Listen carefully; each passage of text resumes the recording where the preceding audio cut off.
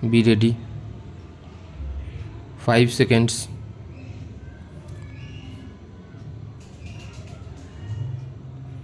Start. The opposite party filed the written statement denying the allegations, contending that after getting married, they lived separately and did not live with his parents. The allegation of demand of dowry was denied, and the incident dated 24th March 2006 was also denied in the matter in which the appellant had alleged.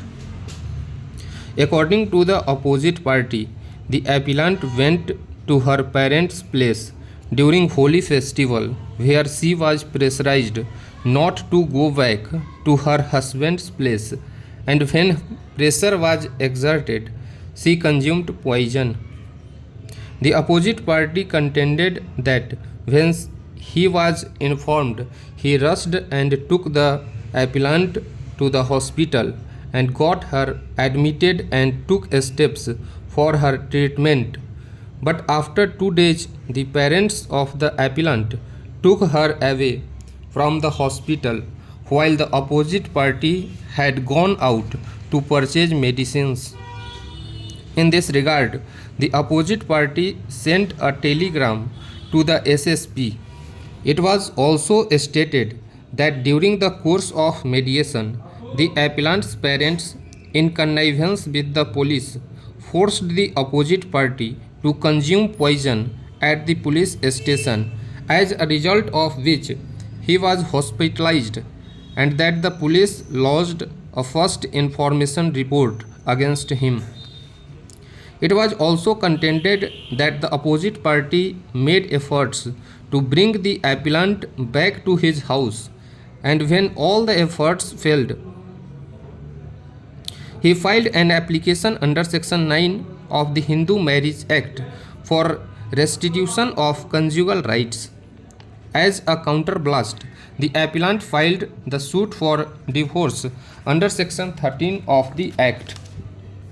The trial court, after sifting through the evidence, allowed the application for restitution of conjugal rights and directed the appellant to live with her husband and perform her marital obligations. By another order, the trial court dismissed the suit for divorce. The appellant, being aggrieved by the aforesaid two elder orders, has filed 2 separate appeals which have been clubbed together and are being decided. The trial court held that the parties had a love marriage and that they got married after running away from their parental home, and that the parents were not involved, and therefore the question of demand of dowry from the side of the husband's parents did not arise.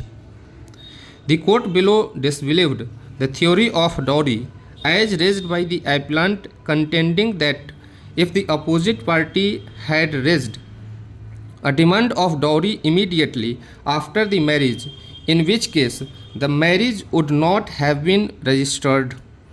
The trial court further found that after marriage the couple were living separately, and that the appellant was not living with her in-laws, inasmuch as the appellant could not remember the size of the room or the effects inside the room where she was staying, nor could she remember or recognize her sister-in-law and other members of her husband's family. The trial court held that the appellant could not prove that she was living with her in-laws. The trial court also held that the divorce suit was filed after the application filed under Section 9 of the Act for restitution of conjugal rights.